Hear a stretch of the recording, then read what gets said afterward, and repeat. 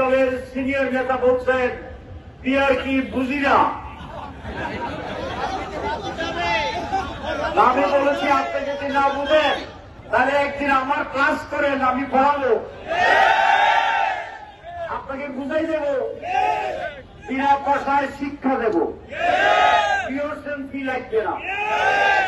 95 থেকে পদ্ধতিতে যিনি 51% পান তিনি বিজয়ী, যিনি 49% পান উনি ফেল, তার জিরো, তার ভোট পৌঁছে যায়।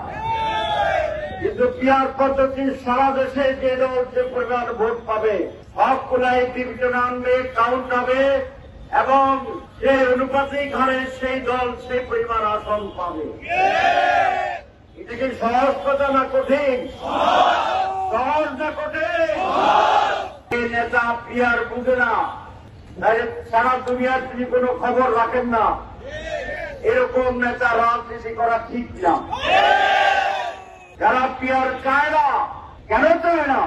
আর তারা চায় জনপ্রিয়তা নাই কিন্তু মাস্টার আছে, জনপ্রিয়তা নাই অবৈধ চুরির চান্দার টাকা আছে।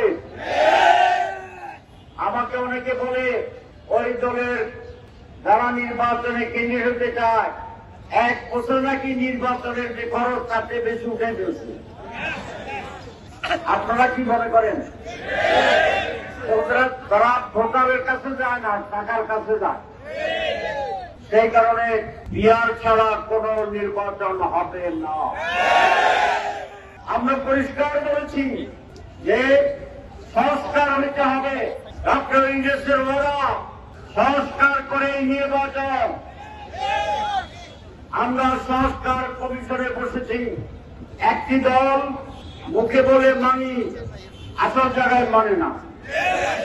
সংস্কারের 3 ধাপ।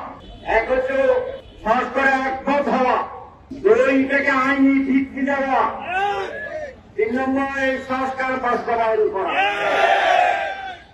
ওনারা দেখলাম নিউজে যে সব মানে, ওনারা প্রথম ধাপ মানে একটা খুশি, দ্বিতীয় ধাপ মানে না, এটা আইনি ভিত্তি দেবে এইটা মানে না। কি বলে যে আমরা ওয়াদা করবো, ক্ষমতা গেলে এগুলো করবো। ইমান এত মজবুত, মনে হয়েছে ওনারা কোনদিন ওয়াদা বন্ধ করেন নাই।